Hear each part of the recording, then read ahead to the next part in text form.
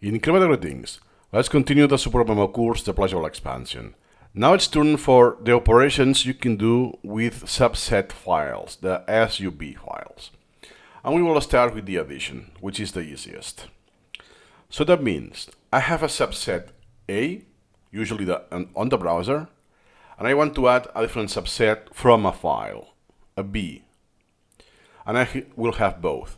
What could happen is that there is an intersection, meaning the same element is in both subsets. It only will be once. That's it.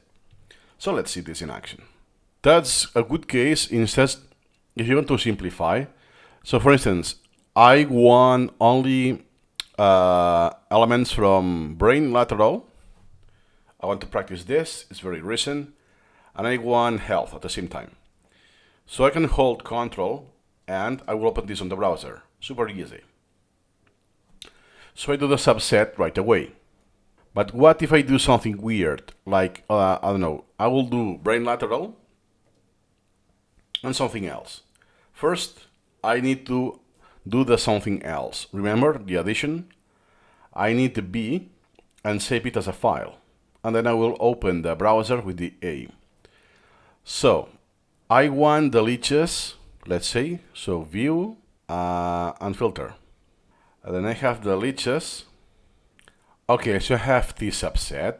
So what I'm going to do, the browser context menu and subset save all.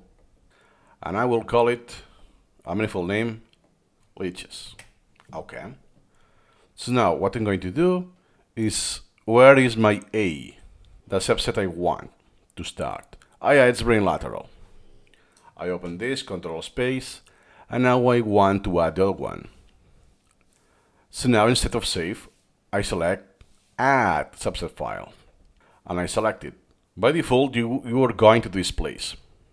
Systems, the collection name, in my case it's learning, and then the subsets folder.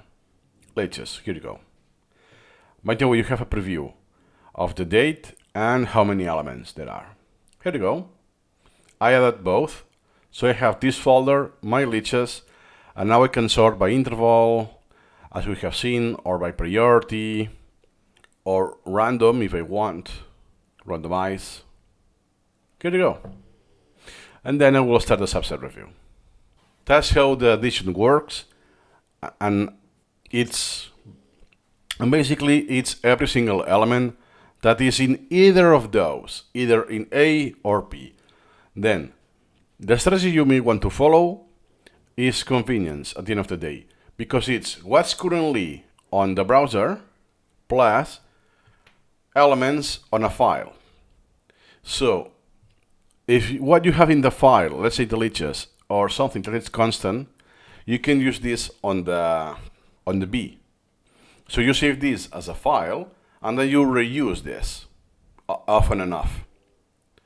Because then you will create just one file for one single time. And that's it. It's quite inconvenient. So in case you have something that repeats, you want this to be saved as a file. And what's more dynamic, you want this to be the contents on the browser. That is the A.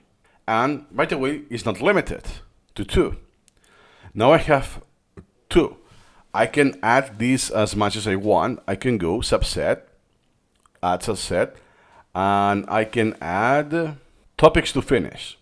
Something that I wanted to finish before a deadline, something like that. Open that. Here you go.